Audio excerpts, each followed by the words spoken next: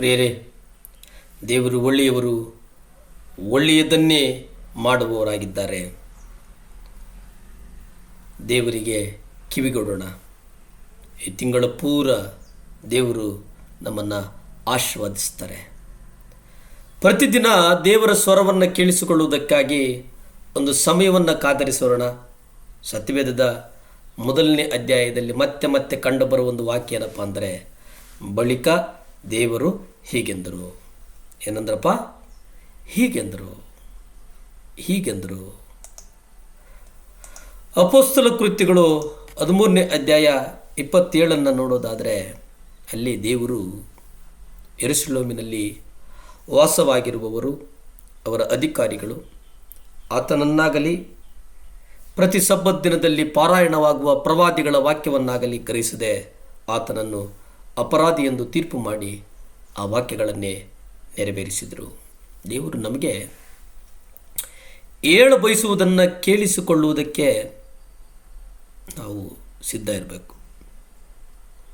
ಸತ್ಯವೇದವನ್ನು ಸುಮ್ಮನೆ ಓದುವುದರ ನಡುವೆ ಒಂದು ದೊಡ್ಡ ಅಂತರ ಇದೆ. ಕರ್ತನಾದ ಯೇಸುವನ್ನು ಶಿಲುಬೆಗೆ ಹಾಕಿದ ಜನರು ಪ್ರತಿದಿನವೂ ತಮ್ಮ ಸತ್ಯವೇದವನ್ನು ಅಧ್ಯಯನ ಮಾಡ್ತಿದ್ದರು ಎನ್ನುವುದನ್ನು ನೆನಪಿಗೆ ತಂದುಕೊಳ್ಳಿ. ಅವರು ಸತ್ಯವೇದವನ್ನು ಪಾರಾಯಣ ಮಾಡಿದರು, ಆದರೆ ದೇವರು ಅವರಿಗೆ ಹೇಳುತ್ತಿದ್ದ ಮಾತನ್ನು ಅವರ ಹೃದಯಗಳು ಗ್ರಹಿಸಲಿಲ್ಲ. ಎಷ್ಟು ದುರಂತ ನೋಡಿ. ದೇವರು ಪ್ರತಿದಿನ ನಮ್ಮೊಂದಿಗೆ ಮಾತಾಡೋದಕ್ಕೆ ಇಷ್ಟಪಡ್ತಾರೆ. ಆದರೆ ಹೆಚ್ಚಿನ ಕ್ರೈಸ್ತರು ಪ್ರತಿದಿನ ದೇವರ ಸ್ವರವನ್ನು ಕೇಳಿಸಿಕೊಳ್ಳೋದಿಲ್ಲ. ಅವರು ಯೂಟ್ಯೂಬ್ಗಳನ್ನು ನೋಡೋದ್ರ ಮೂಲಕ, ಹಾಡುಗಳನ್ನು ಕೇಳೋದ್ರ ಮೂಲಕ, ಬೇರೆ ಬೇರೆ ರೀತಿಯ ಧ್ಯಾನದಲ್ಲಿ ತೊಡಗುತ್ತಾರೆ. ಆದರೆ ನಾವು ಆದಿಕಾಂಡ 1 ಹೀಗೆ ನೋಡ್ತೇವೆ. ಪ್ರತಿ ಸಲ ದೇವರು ಮಾತನಾಡಿದಾಗ ಅದ್ಭುತ ಕಾರ್ಯಗಳು ನೆರವೇರಿದವು. ದೇವರು ಮೊದಲು ನಮ್ಮ ಸ್ವಂತ ಹೃದಯಗಳೊಂದಿಗೆ ಮಾತನಾಡಿದ್ದನ್ನೇ ನಾವು ಬೋಧಿಸುವುದಾದರೆ ನಮ್ಮ ಸೇವಾ ಕಾರ್ಯದಲ್ಲೂ ಸಹ ಇದೇ ರೀತಿ ಸಂಭವಿಸುವ ಸಾಧ್ಯತೆಗಳು ಹೆಚ್ಚು. ಅಂದರೆ ನಾವು ಅದ್ಭುತ ಕಾರ್ಯಗಳನ್ನು,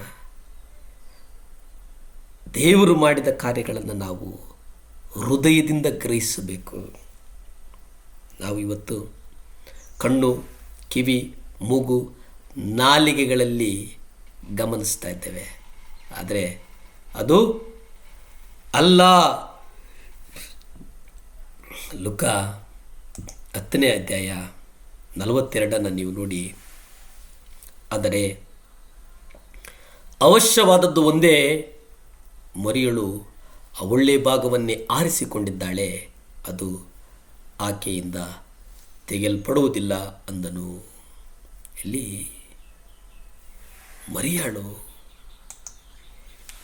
ಒಂದು ಸಲ ಮಾರ್ತಾಳ ತಂಗಿ ಮರಿಯಾಳು ಯೇಸುವಿನ ಪಾದಗಳ ಬಳಿ ಕುಳಿತುಕೊಂಡು ಆತನ ವಾಕ್ಯವನ್ನು ಕೇಳ್ತಾ ಇದ್ದಾಗ, ಮಾರ್ತಳು ಆಕೆಯಂತೆ ಮಾಡದೆ ಅನೇಕ ಕೆಲಸ ಕಾರ್ಯಗಳಲ್ಲಿ ನಿರತಳಾಗ್ತಾಳೆ. ಮಾರ್ತಾ ಆ ಗಡಿಬಿಡಿಯ ಓಡಾಟಕ್ಕೆ ಯೇಸು ಆಕೆಯನ್ನು ಗದರಿಸ್ತಾನೆ. ನಮ್ಮ ಕರ್ತರು ಮುಂದುವರಿಸಿ, ಮರಿಯಾಳ ಜೀವಿತದಲ್ಲಿ ಅವಶ್ಯಕತೆವಾದಂಥ ಒಂದು ವಿಷಯವನ್ನು ಆರಿಸಿಕೊಂಡಿದ್ದಾಳೆಂದು ಹೇಳ್ತಾರೆ. ಆಗ ಅಪ್ಪಣೆಯಾಗಲಿ, ನಿನ್ನ ದಾಸನು ಕಾದಿದ್ದಾನೆ ಎಂದು ಸಾಮುವೇಲನು ನುಡಿದ ಹಾಗೆ ಒಂದು ಮನೋಭಾವವನ್ನು ನಮಗೆ ಬರಬೇಕು. ಯಾಕಂದರೆ ದೇವರು ನಮ್ಮನ್ನು ನಡೆಸುವವರಾಗಿದ್ದಾರೆ, ನಮ್ಮನ್ನು ಪ್ರೀತಿಸುವವರಾಗಿದ್ದಾರೆ, ನಮ್ಮನ್ನು ಪಾರಂಪರಿಸುವವರಾಗಿದ್ದಾರೆ. ಪ್ರಾರ್ಥನೆ ಮಾಡಿಕೊಳ್ಳೋಣ. ಭೂಮಿ ಆಕಾಶಗಳನ್ನು ಉಂಟು ಮಾಡುವಂಥ ಸರ್ವಶಕ್ತನಾದಂಥ ದೇವರ ಸ್ತೋತ್ರಪ್ಪ. ಈ ವರ್ಷದ ಕಡೆಯ ತಿಂಗಳು 1ನೇ ದಿನ ಈ ಮುಂಜಾನೆಯ ಸಮಯದಲ್ಲಿ ಪ್ರಾರ್ಥಿಸಲು ಕೊಟ್ಟಂಥ ಮಹಾಕೃಪೆಗಾಗಿ ವಂದಿಸ್ತೇನೆ ಸ್ವಾಮಿ. ಅಪ್ಪ, ಈ ವರ್ಷದಲ್ಲಿ ಯಾರ್ಯಾರು ಅದ್ಭುತಗಳನ್ನು ಕಾಣದೆ ಇನ್ನೂ ಅದ್ಭುತಗಳಿಗಾಗಿ ಕಾಯ್ತಾ ಇದ್ದಾರೋ, ತಂದೆ, ಮಗ, ಪರಿಶುದ್ಧಾತ್ಮನ ಹೆಸರಲ್ಲಿ ಅದ್ಭುತಗಳು ನಡೆಯಲಿ ದೇವರೇ, ಅದ್ಭುತಗಳು ನಡೆಯಲಿ ಸ್ವಾಮಿ. ಸುಖ ಕೊಡು, ಆರೋಗ್ಯ ಕೊಡು, ಬಲ ಕೊಡು, ಸಾಲಗಳಿಂದ ಬಿಡುಗಡೆಗೊಳಿಸಪ್ಪ. ಸಹಾಯ ಮಾಡು ದೇವರೇ. ಆಶೀರ್ವದಿಸು ಸ್ವಾಮಿ, ಬಲಪಡಿಸು ಸ್ವಾಮಿ, ಸ್ಥಿರಪಡಿಸು ತಂದೆ. ಸ್ತುತಿ, ಘನ, ಮಾನ, ಮಹಿಮೆ ನಿಮ್ಮೊಬ್ಬರಿಗೆ ಸಲ್ಲಿ ತಂದೆ. Amen, amen, amen. ಹಲ್ಲೆಲೂಯಾ.